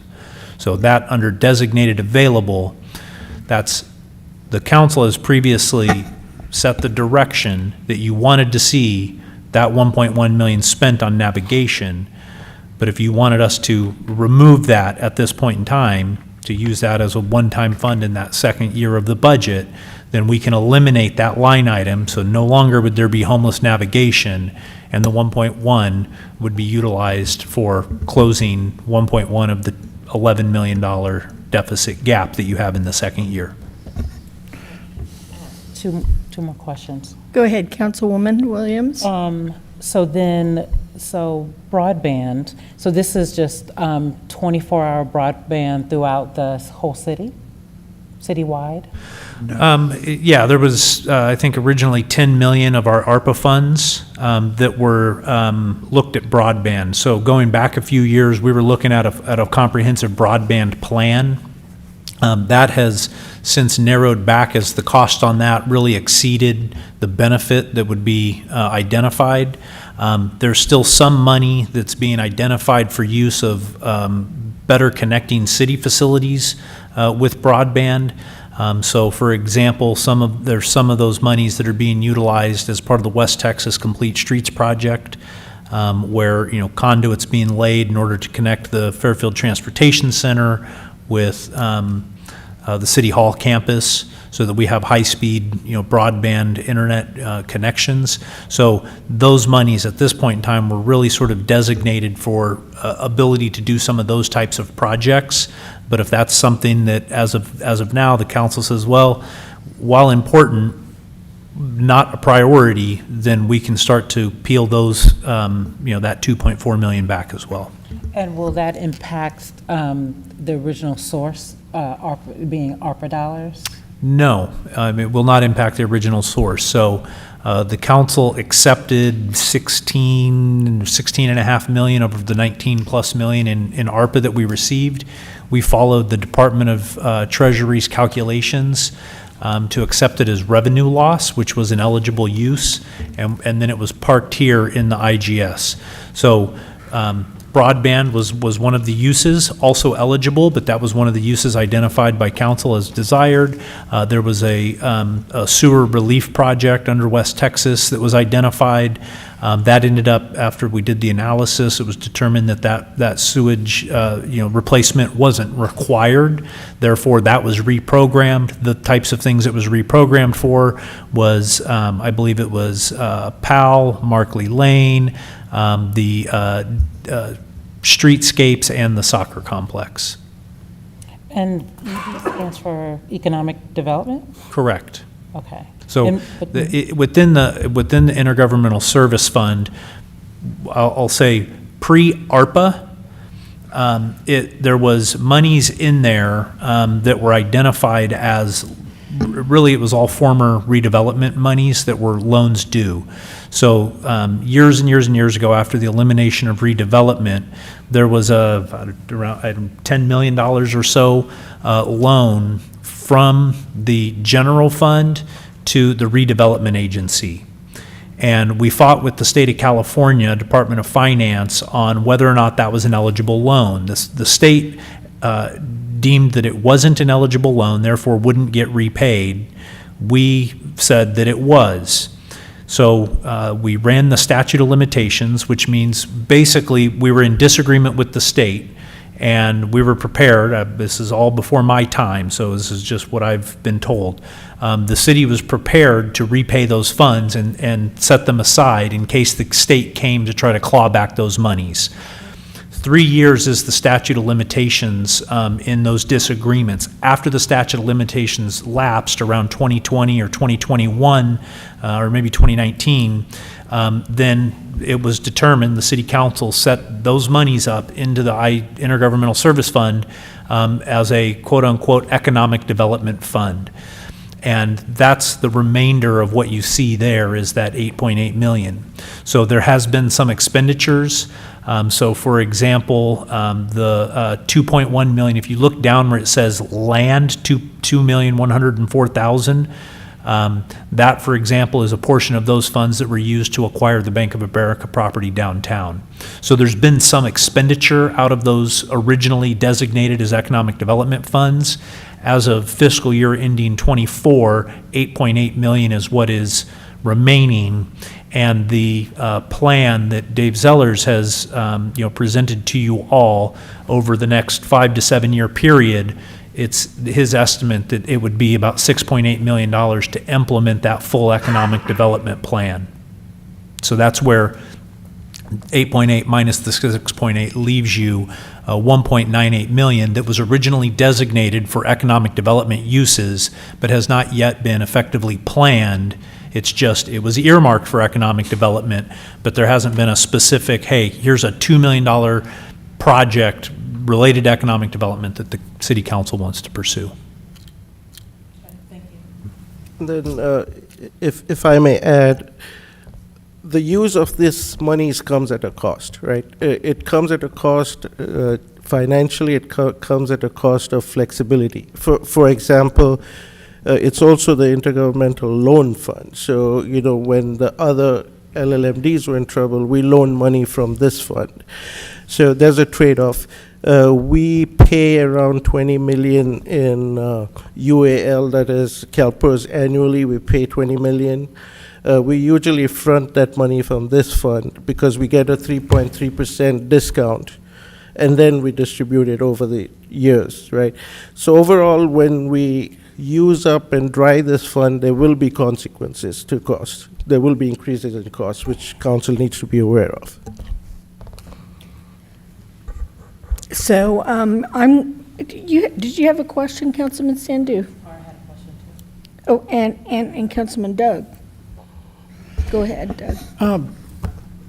On the broadband, now, technology is kind of like with, 5K, all that kind of stuff. By the time this gets put in and all that, wouldn't it be kind of outdated? And I think there's some debate there, right? So you could have a 5G network, right? So, we've heard a lot about, 5G and, mesh That's networks. what I meant, 5G. But the 5G towers, they're fed by broadband. So just because it's wireless doesn't mean that the back end, the backbone of that system isn't a broadband, fiber optic system. Okay, thanks. That was my question. Go ahead, Councilman Sandu. Don't remember if I did actually. But I'll just be more anecdotal here. I'd be more comfortable with the reserves going to 25% instead of 22%. If we did go to 25%, how much would we need to readjust to make that work?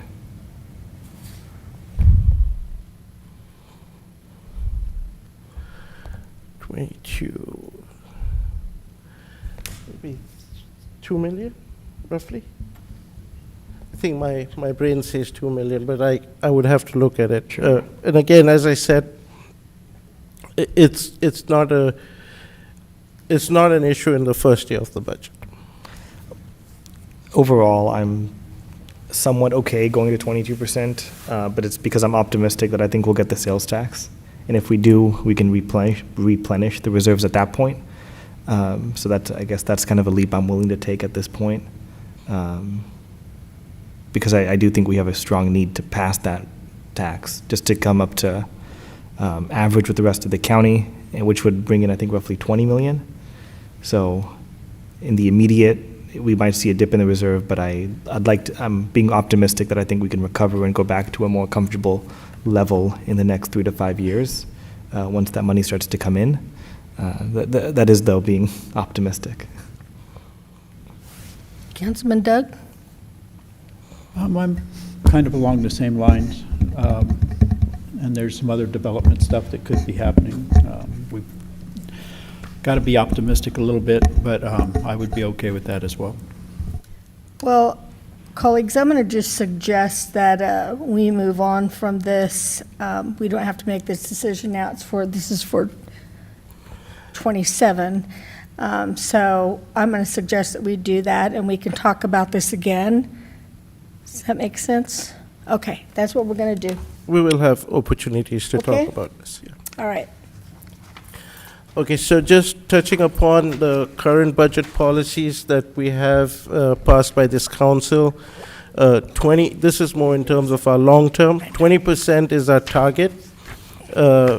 If we fall to 7%, that's the minimum flow. So we have a desired target and then a minimum flow. If we fall below 7%, council is bound to give directions on cuts on how we are supposed to, based on a report by the city manager. If the city manager provides a report to council, council does not take action, the city manager would then have to, within 45 days, make cuts, severe cuts, to get the situation in control and come up with a 3-year plan to get the reserves back to 20%.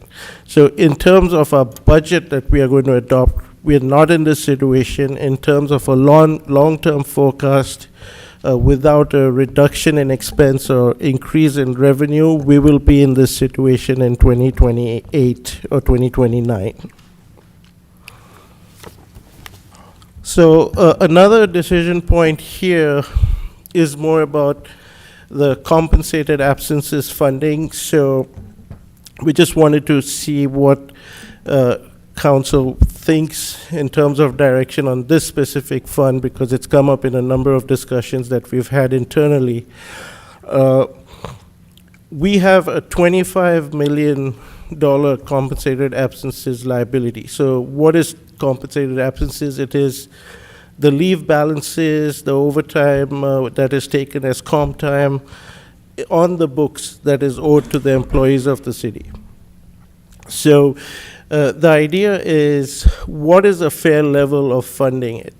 You wouldn't expect to fund it at 100% in cash flow terms. You desire to fund it that you're fully covered, but you don't really have every city employee leaving the city or taking all their money at the same time. So we looked at other cities. There are some cities that do not fund this. They are more of the Oakland and the cities in deeper financial trouble that cannot afford to fund it. And there are cities that fund it in different variants, from 20% right up to 100%. I've even seen 120% with richer cities. So what would be a decent target level for that?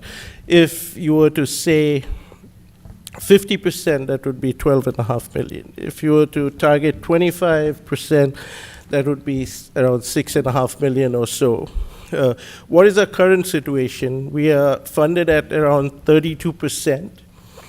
We have 7.2 million in cash.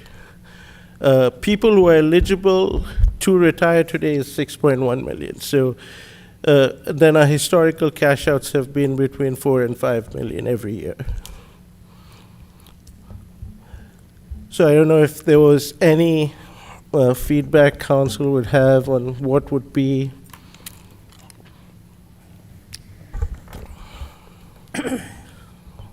I'm not understanding the direct question. Could you help with this, Mr. City Manager? Yeah, so right now, we do not have a policy for compensated absences. Oh, okay. So in this budget, in conversations with our labor leaders, as we've had conversations just back and forth in general, this is an area where we realized, okay, we ought to have some form of policy that identifies what is the target for us to have some form of compensated absence reserve. So as John points out, if we had no money in a compensated absence fund, then every year, if the historical cash outs are, 4 to 5 million, call it 4.5 million, then that means every single year, you're going to have to budget to estimate 4.5 million in cash outs that employees would be eligible to receive. However, where that can get you into difficult situation is if you're planning to cash out 4.5 million because that's been your average, but like as of right now, the eligible employees for retirement, employees eligible for retirement at this minute, the leaves they have on the books is valued at 6.1 million. So if you only budget an estimated 4.5 and 6.1 million cash out, that means you're going to run a deficit, an unexpected deficit in that year. So you're going to get to the end of the fiscal year and recognize that you've overspent, and then we're going to have to come back with an item to basically spend reserves in order to make up for that. So to manage that risk, it's best to have some form of policy. We don't think it's appropriate to say 100%. Right? If you fund it 100%, then at 25 million of total liability, that means you're really only cashing out, you're eligible to cash out a little over 6 million in that year. You've only been averaging about 4.5 million in cash out, but if you're holding 25 million on the books, knowing that you're never going to cash out that full 25 million, that means there's $20 million annually on average that's just sitting on the sideline. It's just an additional reserve. And so what we think is we should come up with some target, say 25% of the total. So right now we're at 32% funded at 7.2 million. So if the total is 25 million, then if you were to have a reserve target of 25%, that means that you would be overfunded at 7.2 million by 7%. If you said, okay, do 50%, then that means your target would be 12.5 million, 50% of the $25 million balance.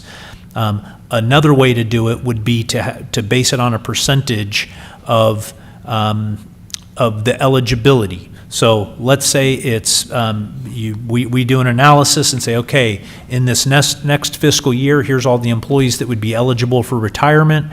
Make some assumption, some conservative assumption on employee turnover, employees that will leave, and then need to have that. You take that amount, just making up numbers, let's say it's the 6.1 million, then, okay, do you have 100% of eligible or like 110% of eligible so that you're giving yourselves a little bit of cushion?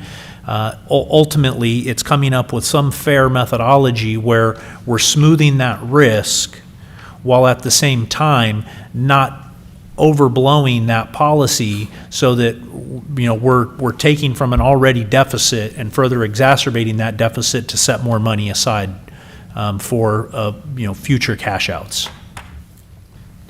I'd be comfortable with the 120% of eligible.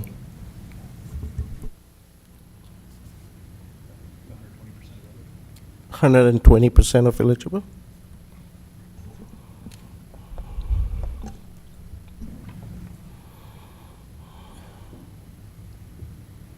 Yes, Councilwoman Williams.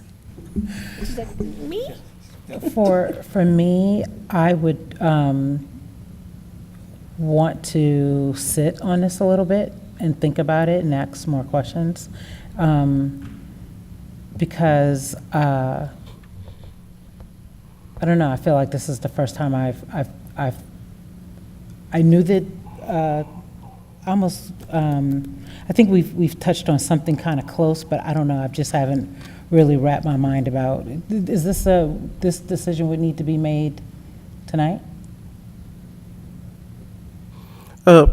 If we were to reduce some of the funding, yes, we would need to know now. If it's something that you want us to talk in the next update, that can work too, but I'm not sure if, David, you want this to be reflective now? When is our drop dead for council to make a decision for us to include it in the budget document as a policy? I mean, as of right now, it is an option for council to stay status quo and not adopt a policy on this. But I think we're recommending we create one so that it's transparent and it's clear to all, so that there's not these questions of, well, how much are we setting aside for compensated absences in the budget? It's more clear of, here's how much we're setting aside in order to meet this policy objective. Mhm. And for me, I don't like the unclarity. I do think there should be a policy. I think where I'm struggling is trying to figure out the policy guidelines and some great questions to help me really hone in on that. So that's why I'm struggling right now. Yeah. Councilman Doug. Is any of this part of negotiations that you guys are currently working on? This policy is a city council policy, so this is not a part of negotiations that we're talking with the labor groups on. Is there a staff recommended percentage for this policy? Well, I can point to the risks, right? If you underfund it, then the future is paying for it, right? If you overfund it, then you're blocking money. What's a sweet spot, right? You're looking for a sweet spot. I think what Councilmember Sandhu suggested was a good option, 120 of eligible retirements. If you want to make it easier, choose something between 25 to 50% would be good. Again, while we are talking general fund is only 75%, right? So if you underfund this fund, there's also the risk that you're letting other funds go scot-free from funding it. Well, got it. Because you can't really say, you pay your full share and I'm only going to pay my share, a lower share, right? So there are a lot of dynamics in, Yeah, and in at the the way same this time, we works. don't want too much sitting. Correct. So the sweet spot, you say, would be around 70%? 70% would be high, would be relatively high. I would be comfortable if council wanted to go anywhere from 25 to 50%. It would. I wouldn't be adverse to that. It's not ideal. So you want to fund a lot of your liabilities that will come up, but this is a unique animal compared to workers' comp, right? Right. Workers' comp, you know that this is what you will pay in the future. Here, employees could actually take vacation and not really cash it. So there's that delicate balance. And I'm not even going to pretend this is my realm. I mean, I would trust this is your world. Yeah, so I'll give you a couple examples. So as we state up there, 7.2 million cash in this fund, that's 32% funded. So when John's saying between 25 and 50%, right now you're at 32%. Right. 120% of eligible that Councilmember Sandhu suggested would be 7.32 million. So you're at about the same place. I think where John's saying an easier way to do it would just be take a percentage of the total reserve target. I'm assuming that's easier in terms of the staff effort that goes into identifying that reserve as opposed to doing, some exercise every year to figure out who's eligible for retirement when, and then calculating how much, leave they have on the banks or how much they will have after, up to 12 months within that fiscal year. What I would recommend to you, if we want to make this easy, I would recommend if you went at either 30 or 35% of a balance, that's within that 25 to 50% that our finance director is recommending. It's generally in line with where we're at right now.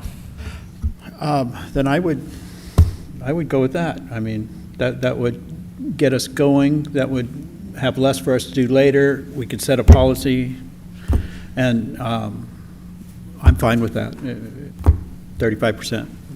Same. Councilwoman Williams, are you still uncomfortable with this? No, I like the discussion. Sorry, the discussion is helping me a lot. Okay. Yeah, I could absolutely move forward. With what Councilman Doug's suggesting? Yeah. And how about you, Councilwoman Pandora? Yes? Okay, you got it, guys. And would you want to check with the vice mayor? She's gone. Oh, She's, okay. Sorry. She's off to Monterey without me. Okay, so real quick, Councilmember Carr, just to clarify, I missed. 35. 35, okay, thank you. Okay, so that does it with the general fund and most of the other related funds. So I'll just touch a little bit upon golf. We saw these numbers last year, at the last study session. We are going to turn a profit again in golf on both the years, but there is significant deferred maintenance that is programmed into those uses. Again, just a quick overview of some of those uses here. I won't go into too much detail. And then in terms of rounds, I know, Mayor, last time you had asked for this slide, we discussed it at length. So again, I won't really stress too much unless there is something. Stop me if you like. On the water funds, we again have not had increases for the last 4 years. And then we are in the 5th year now, so it has finally caught up to us, and we are in operating losses, and we will continue to operate at a loss until we either implement new rates. The new rates are coming. You just adopted the Public Utilities Master's Plan last council meeting. Yep. In June, we're going to begin public outreach, start the 218 process, and hopefully have this wrapped up for a rate increase by, or new rates that would go into effect on January 1. And that would mean 5 years of no increases by the time we actually get to that point. Other funds, touching upon a little bit, housing. We are heavily reliant on one-time funds in housing. We anticipate that in 2026 we will run out of all available monies, and then support would have to be provided by the general fund or inclusionary housing if that gets approved. And non-grant funded operating costs are around 2.5 to 3 million on the housing side. Or there's, as you know, we've had a number of closed sessions, over the last year plus. There's a number of properties that have been listed for surplus Land Act sales.